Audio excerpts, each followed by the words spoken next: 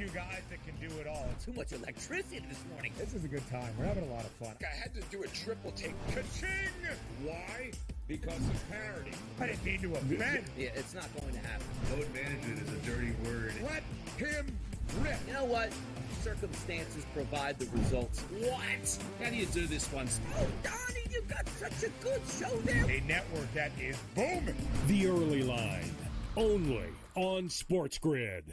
The sharpest football contest show in the land, the Las Vegas Football Contest Show, focuses on Circa Sports Million, Circa Survivor, and the Westgate Super Contest, handicapping the games and releasing our contest picks every week of the season.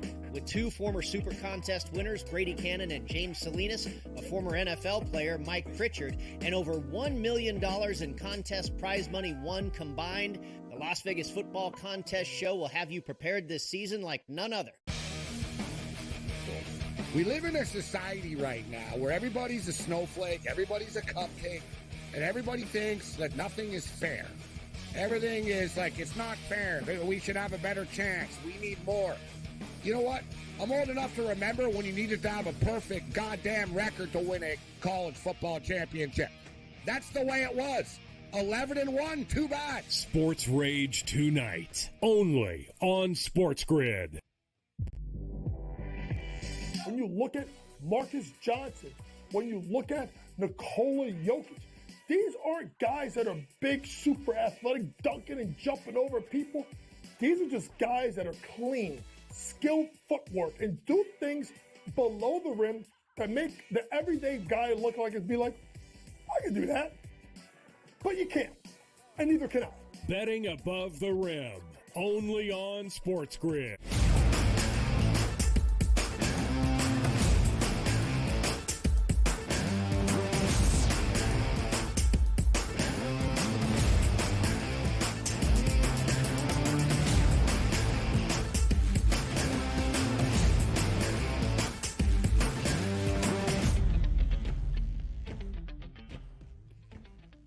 It's time to rise and grind on a Wednesday morning here in late November. It's the Early Line Sirius XM Channel 159 radio on the SportsGrid Network. I'm Donnie Rightside. He's Dubs Anderson. And as you know, over the next 3 hours, we have a lot to get you caught up because yesterday was sensational in basketball. Tomorrow, a Thanksgiving feast of 3 NFL games. Did you know Friday there's a Black Friday game between the Kansas City Chiefs and the Las Vegas Raiders? Saturday football, Sunday football, and away we go. Sometimes we say, Dubsy, 3 hours just might not be enough today. I think we might have that issue because we got a ton to talk about. How are we feeling today, Dubsy? What up, Donnie? Make it 6, make it 9. I'm not counting. Let's fight this thing over. It's happy Hump Day. It's Thanksgiving weekend. What a slate of sports. Not only do we have here for Hump Day, but moving through the rest of the week with a couple of big storylines. And there's no one that I'd rather spend the next few with than you, DRS. So let's get after it. Let's get after it. Family, football, fun, food, you get it. And by the way, it's a little precursor to something we're going to ask the people out there in hour number 3 in Fade the Public. But let's get started with the hottest topics across the sports landscape. It's the 7 and 7 Dubsy, which includes money, money, money, money. That's what the Dodgers are, printing it because why? They won a World Series. Now they get another prize yesterday late. The Dodgers, free agent Snell signing 5 years, $182 million, which means when he signs pen to paper, Dubsy, he gets $52 million immediately as a signing bonus. The rich get richer, and that pitching staff, if healthy, dynamite for L.A.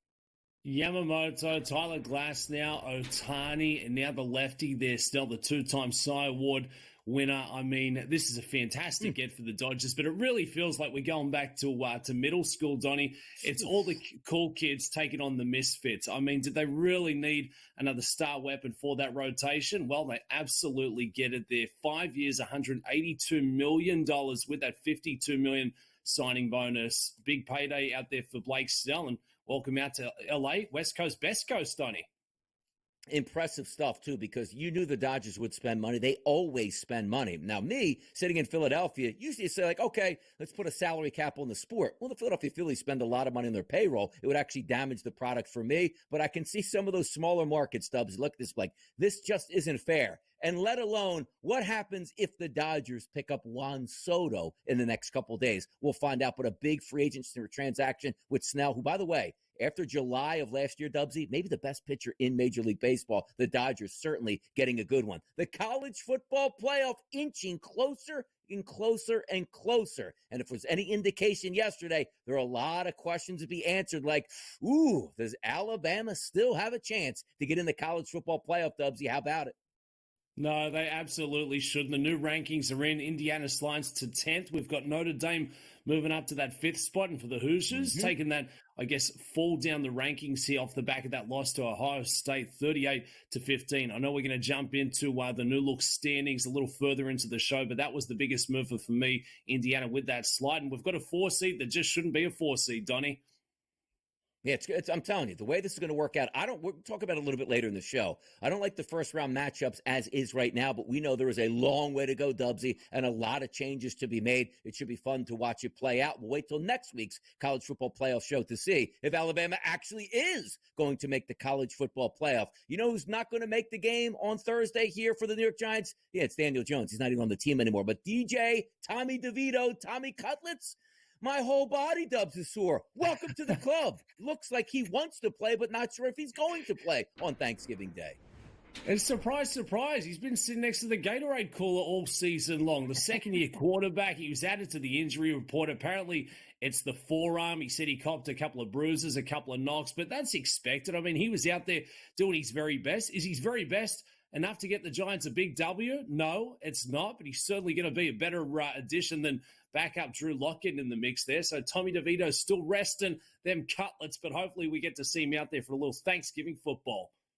Exactly, Dubs. Like back in the 1990s, make a little bit extra money. I worked at a local golf course, which was private, and I used to carry a couple bags, 2 loops. Yeah, man, the next day, I'm not feeling 100% either, but still got to get back out there, Dubsy, and carry a few more bags. We'll see if Tommy Cutlets can make it on Thursday to the game against the Dallas Cowboys, who are favored in that game. We'll certainly have a preview a little bit later in the show. College basketball was actually very good yesterday. Feast Week is providing some interesting matchups. One of those, the Kansas Jayhawks 75, the Duke Blue Devils 72. How about that finish, which now sees the Kansas Jayhawks a perfect 6-0 in the season? The Duke Blue Devils dropped their second game of the year to drop to 4-2. Fun game all the way through, close right through to the end, but Kansas prevails. Yeah, it really was. Jayhawks got off to a very strong start for the Blue Devils. They rallied back to make a game of it, and Hunter Dickinson ejected in that second half. But for the Jayhawks, this was a big, impressive win out there in Sin City and keep that perfect record intact. Look at the Blue Devils. They're looking around saying, hey, what happened? What went down here on Tuesday night? It was a close one, but couldn't get the chocolates. Yeah, was Draymond Green playing yesterday for the Kansas Jayhawks? Nice little kick to the head late in that game on an ejection here for Hunter Dickinson, but still a very good win for Kansas. Their second really good win for me on the season. We keep it moving. The Maui Invitational. Always love when they take the camera outside of that tiny gym and show everything that Hawaii has to offer, which includes offering the Huskies their second straight loss out there. The Colorado Buffaloes improved to 5-1 with a 73-72 victory over UConn, and Danny Hurley, to say the least. I don't think anybody's going to want to have Thanksgiving dinner with this guy this year. My goodness. Massive upset there from the Maui Invitational. This will be the biggest win the program's had in the last, 2, 3, 5 years. And for Colorado, improved defense in that second half, 9 for 16 from beyond the arc. That three-point shooting was absolutely the difference maker. And well done. That's what we want to see. Upset City, upset galore. And I feel like it was a loaded slate with a lot of close games, but the Colorado Buffaloes absolutely stunning, taking down UConn there. I mean, UConn, their head coach living on every single foul call, Dubs. I don't know how he's going to make it to the end of the season. Already fired up. Just say, hey, look, you're in calm down. You're in Hawaii. Relax. Take a little bit of time for yourself. Get back on the court and start winning some basketball games. A great one yesterday in the Players Era Festival. 85-80 final. That was the Alabama Crimson Tide knocking off the Houston Cougars, who dropped to 3-2 on the season. The handicap in this game for me, I actually liked Houston. They came into the game, Dubsy, shooting 48% as a team from three-point range. You take a look at how they finished, 6 of 19 for 31%. If you don't live up to the capabilities of what you can do from the arc, you're not going to win basketball games. They didn't yesterday. Alabama was better by 5. Yeah, defense was key in this one. Offense was strong at times, but then it just went a little chilly in spurts as well. Mark Sears, he was fantastic. He put up 24 points there. So another OT thriller. The Crimson Tide keep on rolling, taking down Houston. It was 9-6, so one of the marquee matchups there for the Tuesday slate, but that was an impressive showing. Yeah, more action-packed basketball. We'll get to a little bit later in the show to tee you up for college basketball, but also the NBA hardwood. The Cup was playing once again yesterday, and boy, the Cup runneth over for the Phoenix Suns. 127-100 over the Los Angeles Lakers. You might look at that lineup and say, wait a second, Anthony Davis played 25 points, LeBron at 18. Wonder why they couldn't beat the Suns. The big three, like Voltron, Dubsy, was intact yesterday. Kevin Durant, Bradley Beal, and Booker. 30 minutes, 27 minutes, and 34 minutes, respectively, here. They waste the Lakers at the Footprint Center yesterday. Yeah, it wasn't even up for debate. I mean, the Lakers made a game of it going through the first half, but then went missing from the second. 8 for 34 from the three-point arc. And to go a little further into the big three for the Phoenix Suns, when Kevin Durant's playing, the Suns are sitting at 9-1 straight up for the season. When he's not sitting at 1-6. So absolutely alarming stats there. They need the big fella in the mix. Bradley Beal's great to see him getting some good minutes there as well. And Devin Booker, he was absolutely in his bag there, 26 points, and I believe he put up 10 assists to go with that as well. So now splitting duties up top of their division for the NBA Cup. That was a massive win over the Lakers. Yeah, close game, by the way, at the half until you see that third quarter, 36-18 for Phoenix. They pull away, winning the fourth quarter by 7 points as well. So many hot topics to get to today. We're going to keep on going round for round for round, just like you're going to do tomorrow when you start housing some Thanksgiving food. It's on and popping on the early line on a Wednesday morning. We'll be right back after this short commercial break.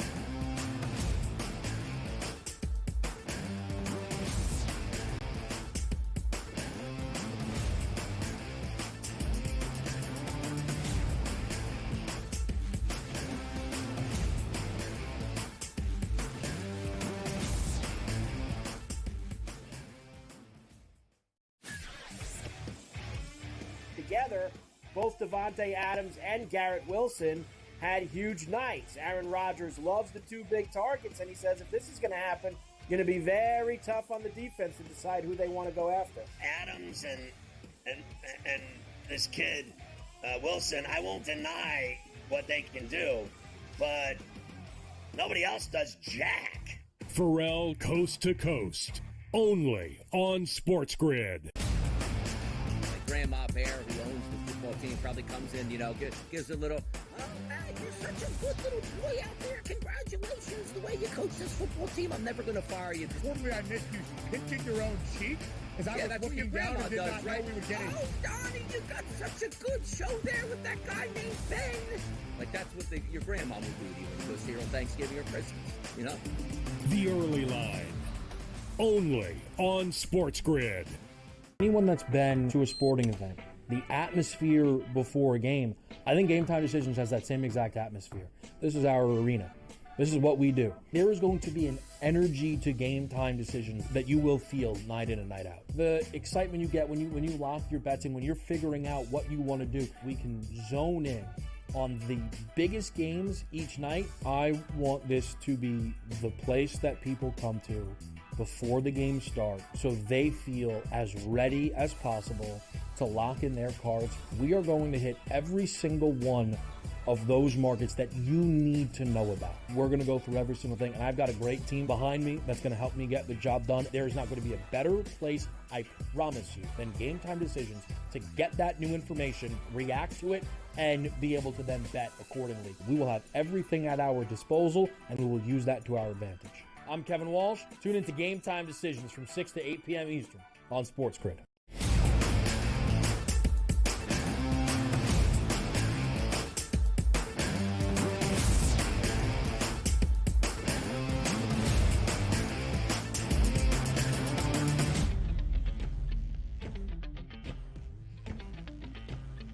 How about this one? Getting away for Thanksgiving feast. We are feasting on college basketball. Hour number one in full effect right here on the early line. He's Dubs, I'm Donnie. And how about this one?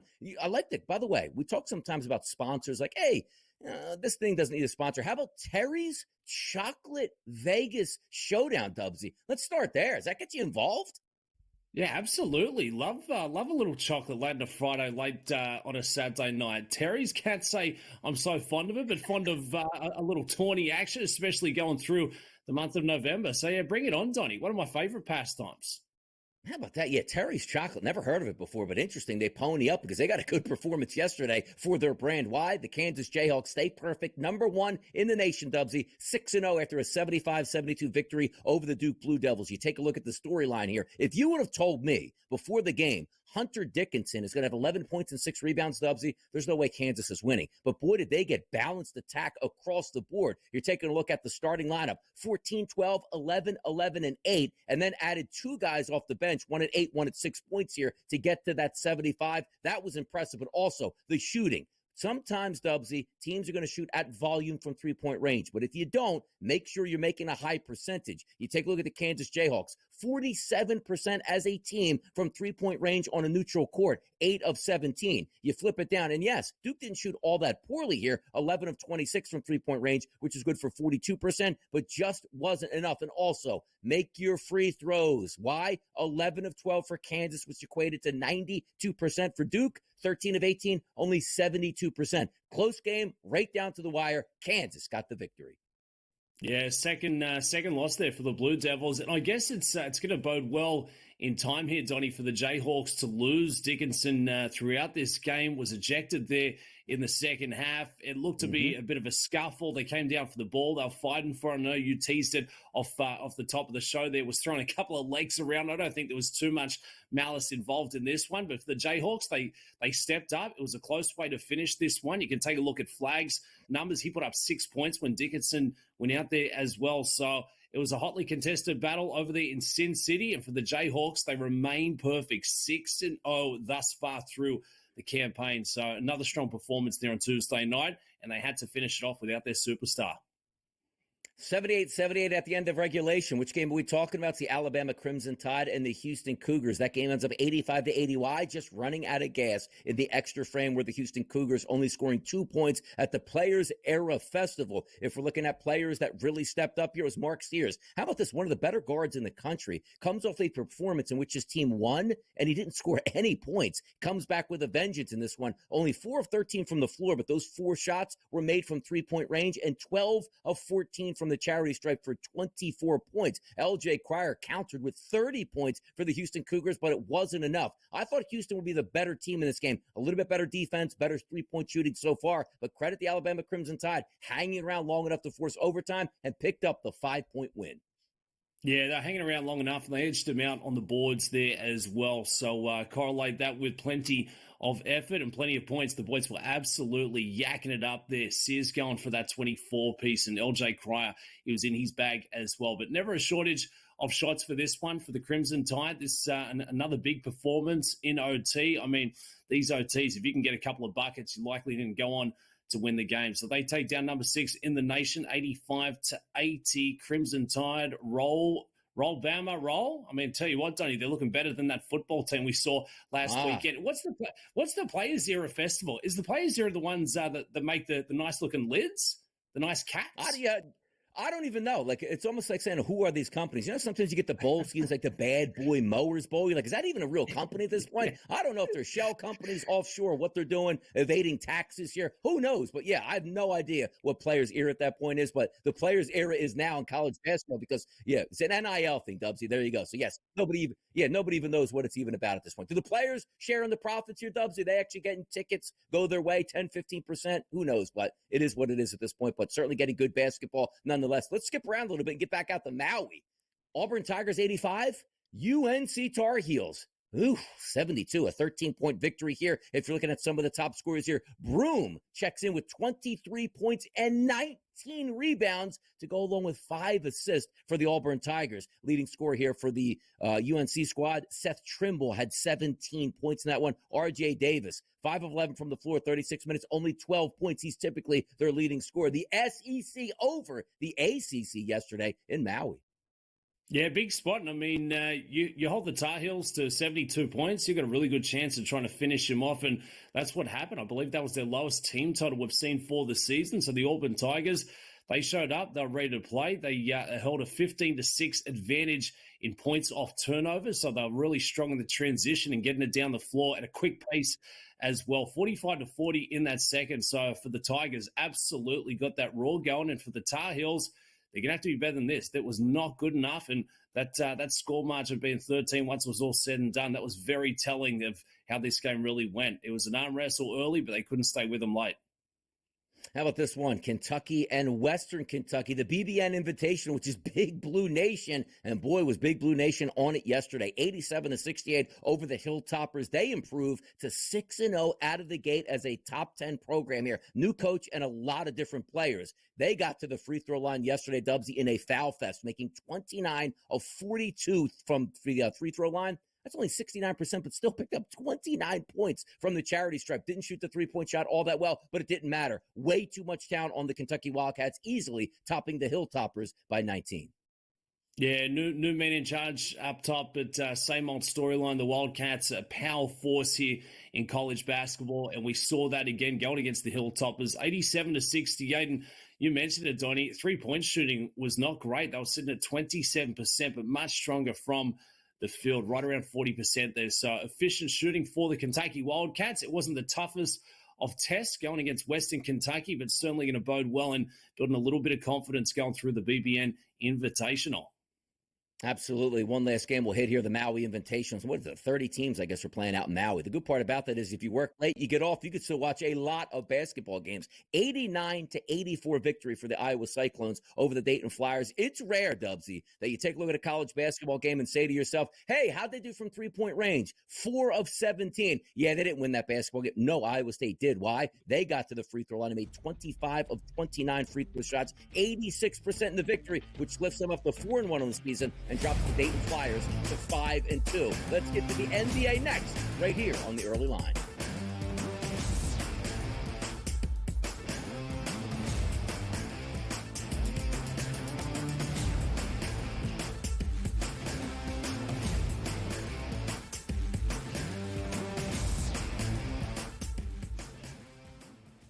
Need help with your NFL picks?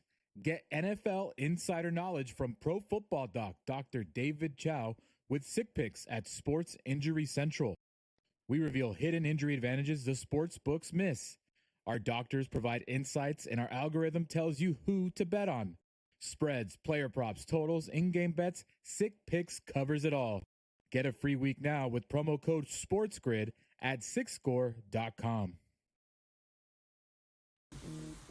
Right here with you on Pro Football Today on SportsGrid. Odds in motion, trying to see what lines have moved throughout the week. Never felt more comfortable in this set than I do for this year. I am ready. I'm just getting angry. The hot takes are going to be here all long, people. What in the world is going on in Miami, Dog? It's not particularly anything to shy away from just because many people are on top of it. Hot take, hot take. I think this line is asking you once again to take New Orleans. Pro Football Today, only on SportsGrid. Anyone that's been to a sporting event, the atmosphere before a game, I think Game Time Decisions has that same exact atmosphere. This is our arena. This is what we do. There is going to be an energy to Game Time Decisions that you will feel night in and night out. The excitement you get when you lock your bets in, when you're figuring out what you want to do, we can zone in on the biggest games each night. I want this to be the place that people come to before the game starts so they feel as ready as possible to lock in their cards. We are going to hit every single one of those markets that you need to know about. We're going to go through every single thing, and I've got a great team behind me that's going to help me get the job done. There is not going to be a better place, I promise you, than Game Time Decisions to get that new information, react to it, and be able to then bet accordingly. We will have everything at our disposal, and we will use that to our advantage. I'm Kevin Walsh. Tune into Game Time Decisions from 6 to 8 p.m. Eastern on Sports.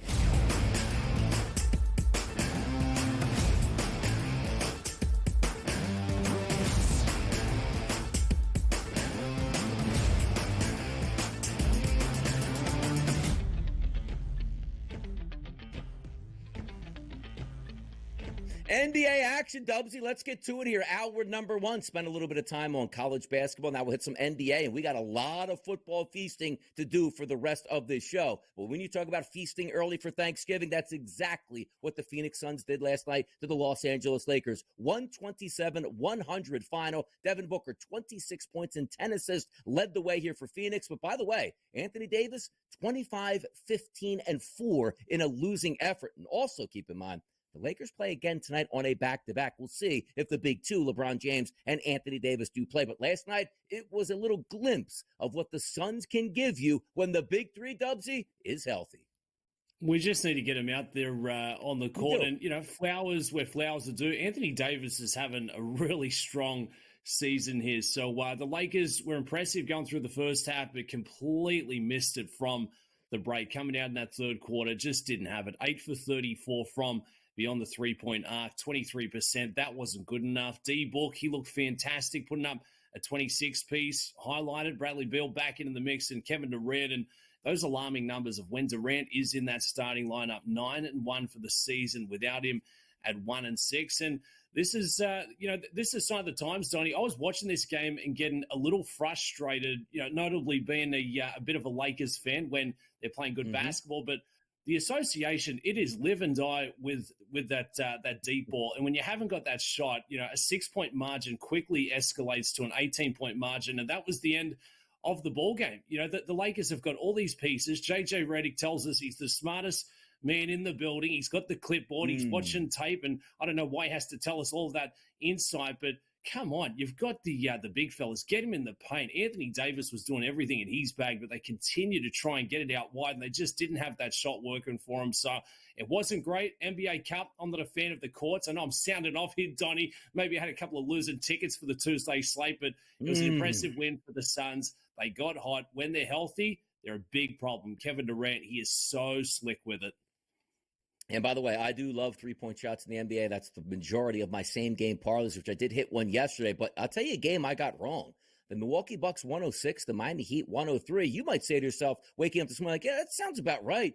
Giannis and the Bucks, Miami Heat, that should be fine. Well, Giannis yesterday morning was expected to play in the game, Dubsy, minus 2.5-point spread towards the Heat here. At the end of the day, it ended up as a 6-point favorite towards the Heat because Giannis sat out. That's okay. Dame Lillard, 10 of 17 from the floor, which included 8 of 13 from three-point range and a perfect 9 of 9 from the free throw line to add in 12 assists and drop 37 total points in this game in a 106-103 victory for the Milwaukee Bucks. This is the NBA in a nutshell. Best player doesn't play, doesn't matter. Still go out and win that basketball game.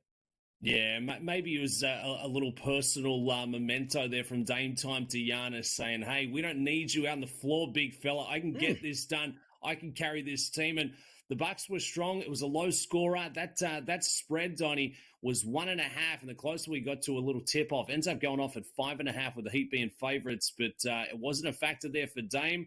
They got it going. They were strong from out wide. So this is a big win for the Bucks, a 37-piece and facilitator as well. So the Bucks, Dame time, we saw Lopez, the big fella. He was adding, contributing a couple of points there as well. Low score, but the Bucks too big for the Miami Heat over there in South Beach for Tuesday. There is a game that's going to be played tonight on two teams coming off of a back-to-back, the San Antonio Spurs and the Los Angeles Lakers. Yesterday, the Lakers got hammered, but also the Spurs. They went into Utah and picked up a nice victory, 128-115, Dubsy. In that game, Victor Wembanyama played 37 minutes, 13 of 23 from the floor, which included 6 of 14 from three-point range, 34 points, 7 rebounds, 2 assists, 1 steal, and 3 blocks. The young fella was getting after it yesterday in Utah with that double-digit victory. He doesn't look like a young fella, does he, Donnie? I mean, so much professionalism. Obviously, he's got the big frame to help there as well. But the Spurs have been sneaky good. I know CP3's turned the clock back with what he's dishing there with the Rock, but 128-115. One thing that we've seen for the Spurs at this point in the season, they can get it done in a low scorer, but it's rare that we see him go north of 120 points. But Champagny, 15 points. He put up a decent showing there, and Chris Paul, he was in his bag, 14 points with only the 4 assists. So a little surprising, low on that stat there, but contributing other ways. But Wemby's an absolute superstar in this game. For the Spurs, already faced a lot of adversity off the floor this year. They're building in the right direction. I'll tell you, building in the wrong direction here. 127-108 final. The Washington Wizards get dusted off as they drop to 2-14 on the season, which includes 1-7 at home. It just feels like every year, Dubsy, Washington opens up the season horrific and just playing for lottery balls. And then when they actually get them, they don't even get good players to pick. What's going on in Washington here? Who knows? But we got to get to next. The college football playoff rankings, people, right here on the early line. Series 6 and channel 159.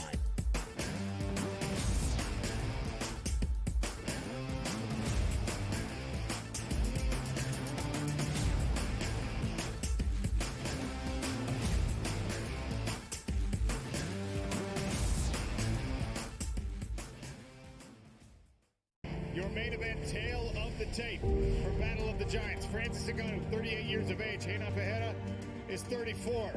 Francis standing 6 feet 4 inches tall. That's usually the bigger man, but tonight he'll face a man who is 6 foot 8. Reina weighed in heavier, has the longer reach on arms and legs. Francis Ngannou in the gold and black. Reina Ferreira in the gray. Who's that lead hand? He's got to be cautious because that right hand is coming over the top. Oh! Off-balanced him a little bit.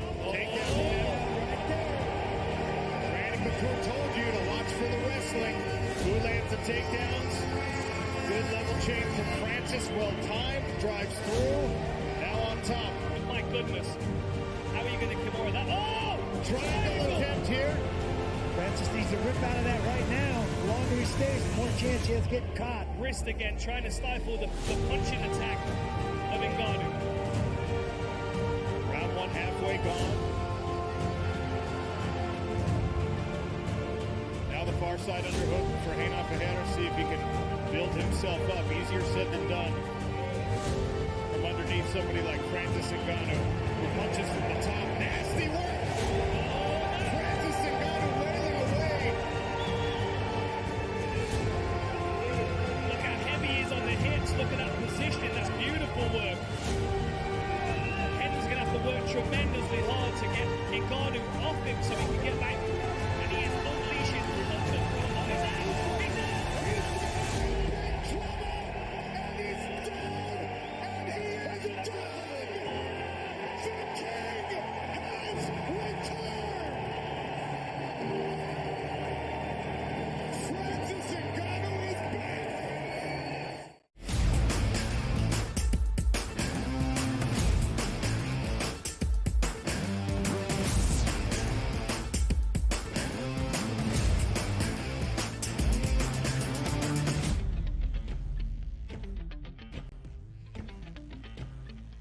Oh, we got a lot to talk about in college football. Why? Yesterday, a TV show put on the college football rankings, but here's what I have to say about that again. They don't matter. The matchups aren't the same. The numbers will change. It will be decided on the field up until we get the final college football playoff show dubsy. But let's go as follows here. No surprises at the top. 1 through 5, Oregon, Ohio State, Texas, Penn State, and Notre Dame. The fun starts to begin after that top 5, which is Miami, Georgia, Tennessee, SMU, Indiana, Boise State, and Clemson. 13, 14, and 15, Dubsy. SEC, SEC, which catches me by surprise. A team that I don't talk about all that much, and neither do a lot, is South Carolina, with a legitimate chance now to get into the college football playoff. Not enough people are talking about that, but looking at that top, let's just say 12, any surprises for you, Dubsy? Any teams that you don't agree with or possibly agree with, saying, you know what, that seems about right?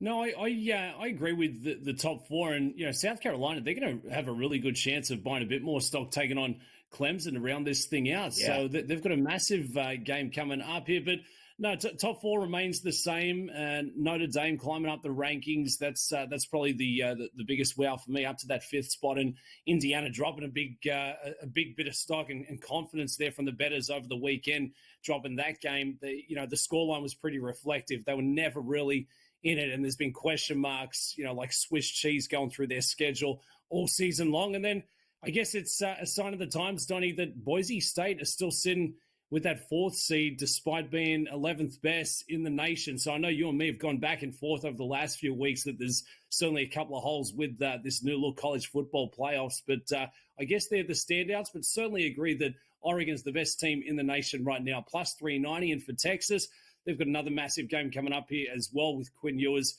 at full health. Looks to be a fantastic one at Kyle Field on Saturday.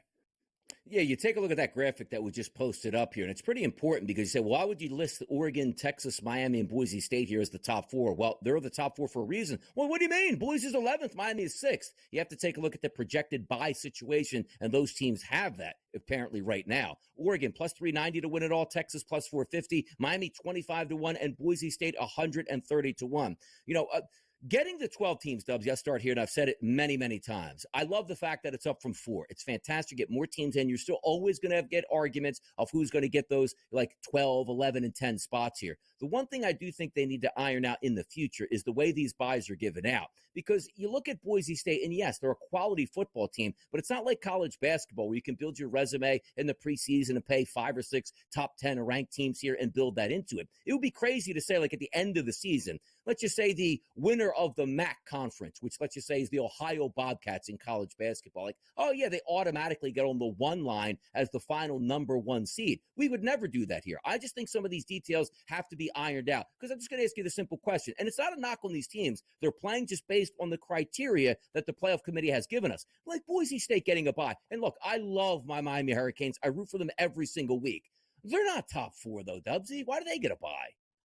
Yeah, it doesn't make sense, Donnie. And, if we were to go off the projections and look at the bracket, Arizona State, Ohio State would square up for the first round.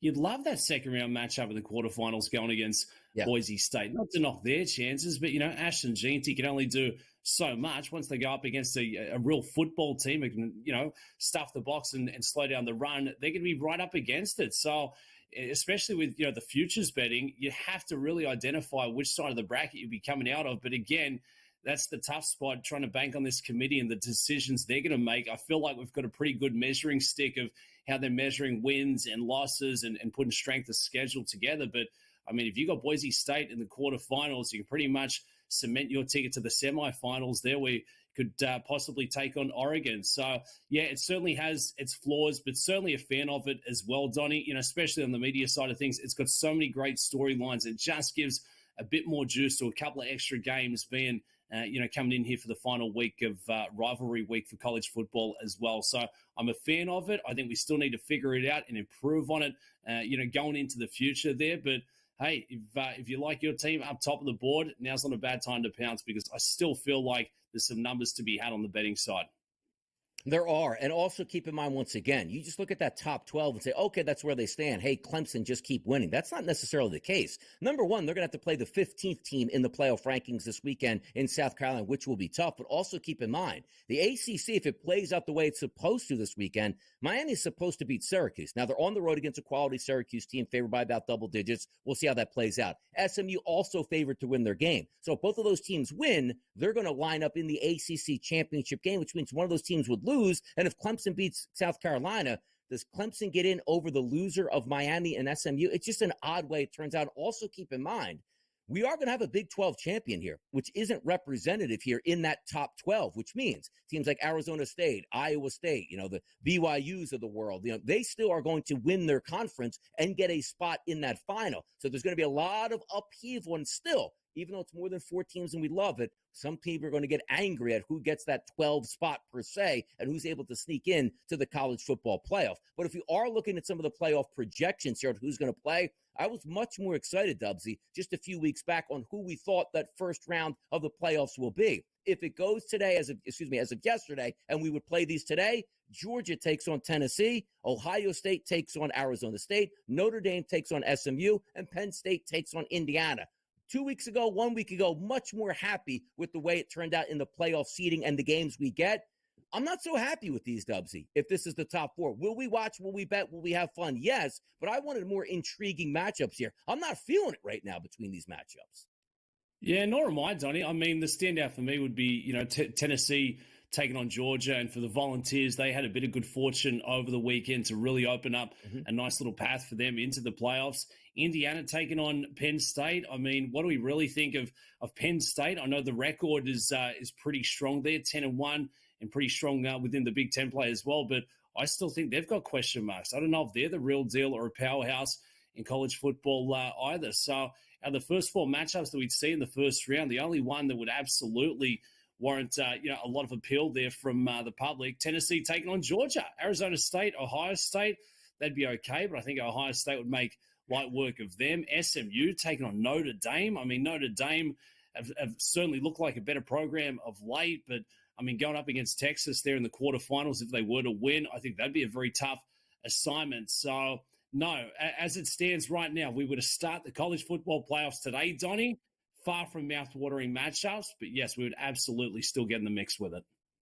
Like, I just feel like we need a nice little mix there of the Big Ten battling the SEC. Like, just flip some of those teams around. Have Tennessee go into Ohio State. What an intriguing matchup that would be. Or, as I keep on saying all season long, boy, somehow if Alabama can get in and play at Penn State in cold weather in December in a playoff matchup, that's what I want here. And it's not a shame. It's not a slight, I should say. Like, SMU is a really good football team. But I don't care about Notre Dame and SMU. You flip out and take Notre Dame takes on like Penn State, or Notre Dame would take on, I don't know, Tennessee there. Those are the matchups that we'll see. And again, these are just projections here. So many things are going to change over the next 2 weeks as we have Championship Saturday, which is going to come up in 2 weeks. You have Rivalry Saturday and Rivalry Weekend coming up this weekend here, Dubsy. So things are going to shift and move around. But if we are looking overall at that projected bracket with the top 4 seeds, Oregon, Boise State, Texas, and Miami. And also keep in mind on this, let's just say like Ohio State 5 versus 12 plays, Ohio State wins. Like, they win because they take on Boise. And you might say to yourself,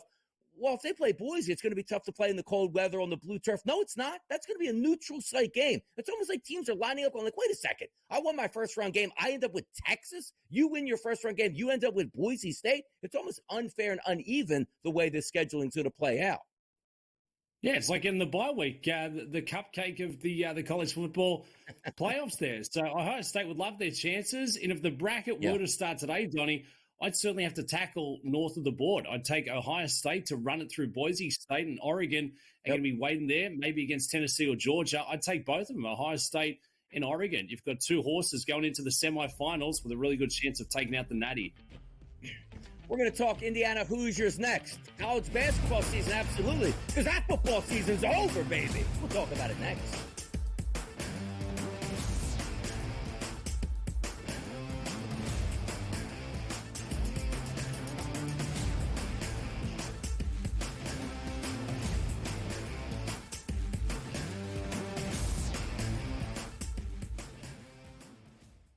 The sharpest football contest show in the land, the Las Vegas Football Contest Show, focuses on Circus Sports Million, Circus Survivor, and the Westgate Super Contest, handicapping the games and releasing our contest picks every week of the season.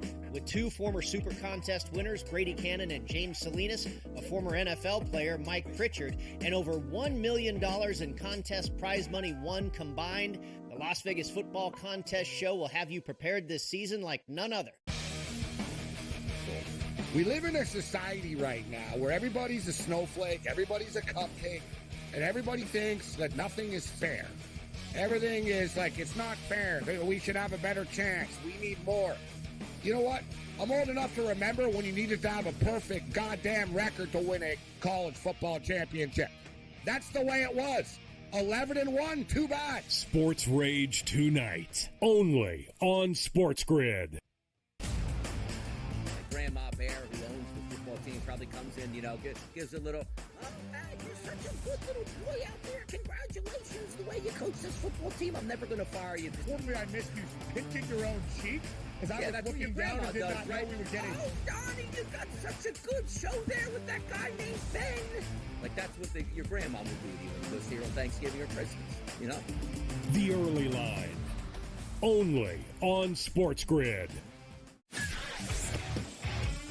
Together, both Devontae Adams and Garrett Wilson had huge nights. Aaron Rodgers loves the 2 big targets, and he says if this is going to happen, going to be very tough on the defense to decide who they want to go after. Adams and this kid, Wilson, I won't deny what they can do, but nobody else does jack.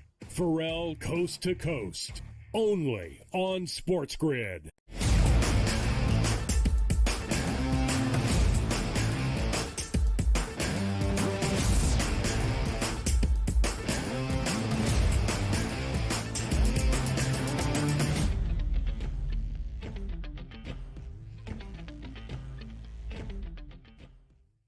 How about a nice little code opening right there, Dubsy? Nobody needs to count us in because the fire is really being brought this morning here, and particularly in college football. I say this again, it's going to play itself out. We're still going to have arguments when it's all said and done of the final 12 teams that get in. But it's better to have 12 teams in, Dubsy, than 4 teams in. One of those lightning rod teams this season is the Indiana Hoosiers, currently sitting in the college football rankings. If the season ended today, they would be in. And quite frankly, they are going to get in. They play Purdue to end the season here as the battle of the state of Indiana. They're not going to play in the Big Ten championship game, so they can't have a second loss. They're the product of unbelievable scheduling here. If you look at that graphic that just posted up, the record 10-1 on the season to win. Granted, look at this. To win the Big Ten with one loss, 350 to 1. To make the college football playoff, minus 3,000. To win it all, 50 to 1. 10-1 on the season, but 50 to 1 to win the championship here in college football. Before we get into it, Dubsy, Ben and I had an awesome exchange on Monday's show about the thought process of what we think about Indiana. His thought process was Indiana deserves to be in the playoff, which I agree with, and Indiana would still be in the playoff if they played in any other conference or any other schedule, which is what I disagreed with. What is your take on the Indiana Hoosiers being 10th in the country in the playoff rankings at 10-1 and your outlook for the Indiana Hoosiers moving forward?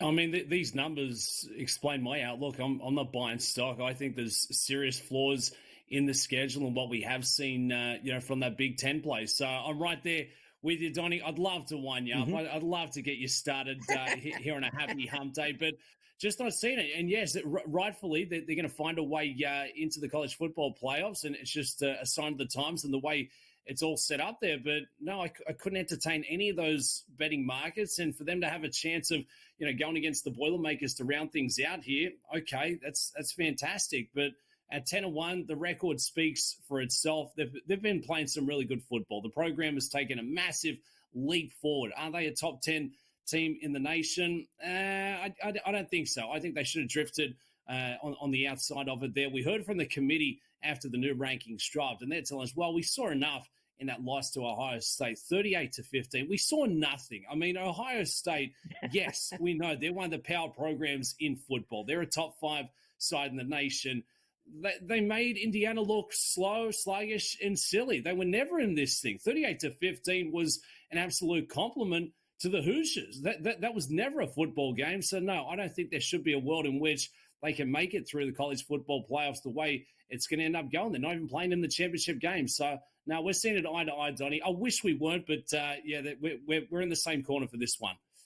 Yeah, they're a solid football program, gets the benefit. And we see that a lot in college football. There's no exact results where you have to play a round robin in the Big Ten. We have to play all the best teams here. It just so happened that one of those fluke schedules that you might get once every 35 years that goes, we're going to play every single bad team in the Big Ten and have a terrible out-of-conference schedule, which means it should be easy to pick up victories. Which is always a tough look because maybe it would be different, Dubsy, if we come in to talk about this conversation today. Oh, man.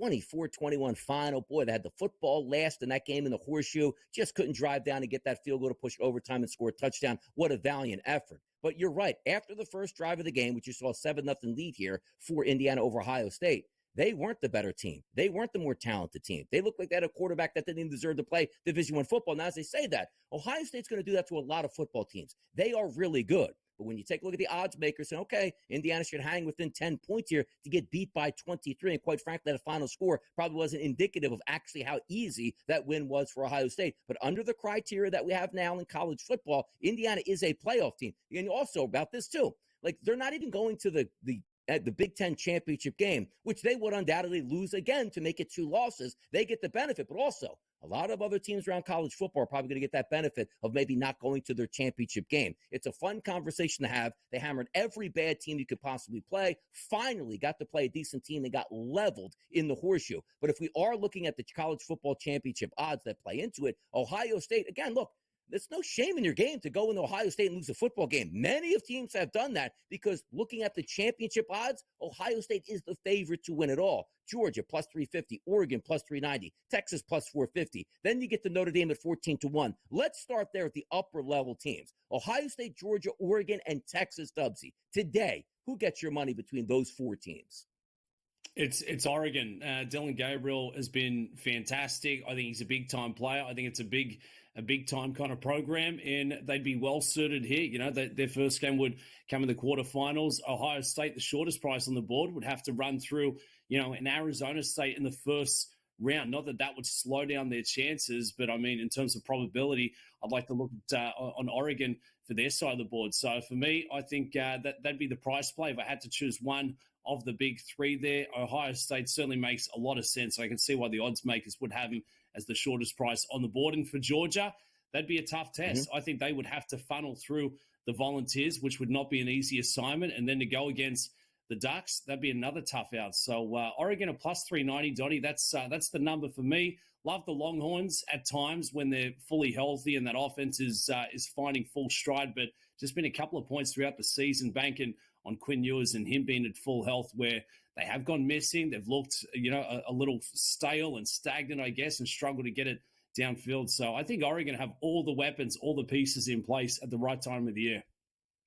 How about we focus on Notre Dame at a 14-1 price? The reason I bring that up is they have the worst loss of anybody. They lost to a MAC team in Northern Illinois at home 16-14 in the second game of the season. After that, they've been on an absolute tear. Now, is the competition fantastic? No, but still played a ranked team in Louisville, played a ranked team in Navy, played a ranked team in Army, and beat all of those three teams. Now they head into the final game of the season against USC. They should win. What's your thoughts here on Notre Dame as a legitimate player to win a national championship?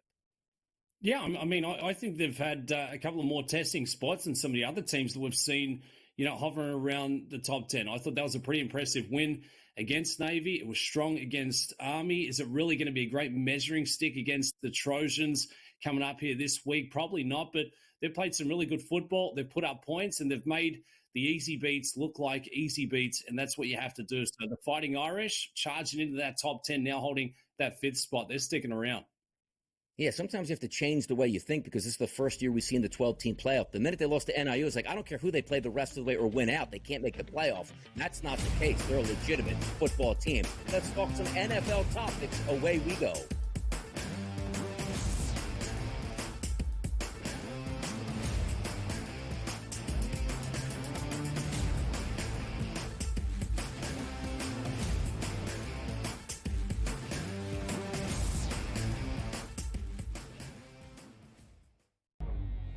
Two guys that can do it all. Too much electricity this morning. This is a good time. We're having a lot of fun. I had to do a triple take. Ka-ching! Why? Because of parity. I didn't mean to offend. Yeah, it's not going to happen. Load management is a dirty word. Let him rip. You know what? Circumstances provide the results. What? How do you do this one? Oh, Donnie, you got such a good show there. A network that is booming. The Early Line, only on SportsGrid. The sharpest football contest show in the land, the Las Vegas Football Contest Show, focuses on Circus Sports Million, Circus Survivor, and the Westgate Super Contest, handicapping the games and releasing our contest picks every week of the season. With two former Super Contest winners, Brady Cannon and James Salinas, a former NFL player, Mike Pritchard, and over $1 million in contest prize money won combined, the Las Vegas Football Contest Show will have you prepared this season like none other. We live in a society right now where everybody's a snowflake, everybody's a cupcake, and everybody thinks that nothing is fair. Everything is like, it's not fair. We should have a better chance. We need more. You know what? I'm old enough to remember when you needed to have a perfect goddamn record to win a college football championship. That's the way it was. 11-1, too bad. Sports Rage tonight, only on SportsGrid. When you look at Marcus Johnson, when you look at Nikola Jokic, these aren't guys that are big, super athletic, dunking and jumping over people. These are just guys that are clean, skilled footwork, and do things below the rim that make the everyday guy look like it'd be like, I can do that. But you can't, and neither can I. Betting above the rim, only on SportsGrid.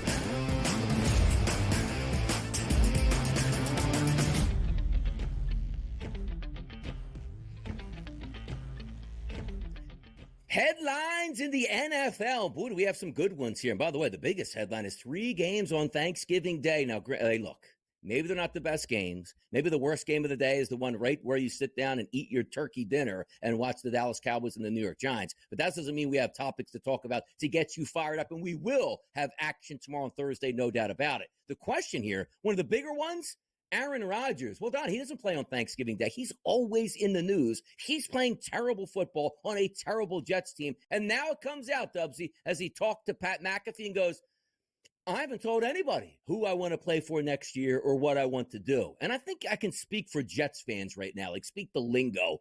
I don't think Jets fans give a damn what Aaron Rodgers wants to do next year. And if you probably poll Jets fans, even with the salary cap implications, I don't think they even want Aaron Rodgers around. So the best part about it is like Aaron Rodgers actually thinks he controls what's going to happen next year. And if he wants to leave, Dubsy, he's going to let the Jets know, I'm going to San Francisco because they don't want to pay Brock Purdy. That's what I'll do. Man, this guy's in the news every week playing bad football on a bad team, Dubsy. What gives?